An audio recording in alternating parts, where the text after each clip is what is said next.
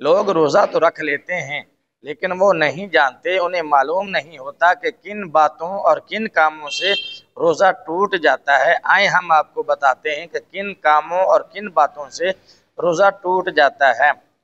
खाने पीने, बीवी से हम बिस्तरी करने से रोज़ा टूट जाता है।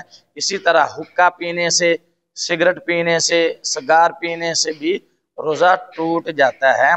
इसी तरह शक्कर वगैरह, चीनी वगैरह मुंह में रखी, जो मुंह में रखते ही घुल जाती है, वो मुंह में रखी और उसकी थूक निगल गया तो उसका रोज़ा भी टूट जाएगा। इसी तरह दांतों के दरमियान गोश्त की बोटी फंसी या कोई और चीज़ दांतों में फंसी रह गई, अगर वो चने की मिकदार से ज़्यादा या चने की मिकदार के बराबर है, चने के बराबर है, उसको निगल गया तो उसका रोज़ा भी टूट जाएगा। अगर चने से कम है तो उसको मुंह से निकाल कर देख कर अब दोबारा खाया तो उसका रोज़ा टूट जाएगा।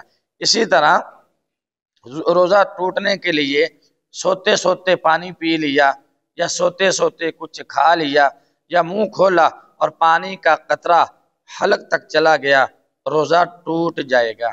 इसी तरह जिसे हम फ्रेंच किस कहते हैं, दूसरे की थूक निगल गया या अपना थूक हाथ पे रख कर उसको निगल गया तो उसका रोज़ा भी टूट जाएगा।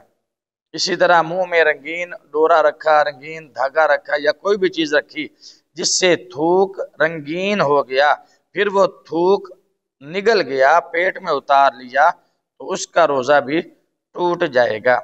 बाकी इंशाल्लाह हम अगली वीडियो में बयान करेंगे। हमारी वीडियो देखते रहिए। वीडियो अच्छी लगे तो उसको आगे शेयर ज़रूर कीजिए ताकि मुसलमान इससे फ़ायदा उठा सकें।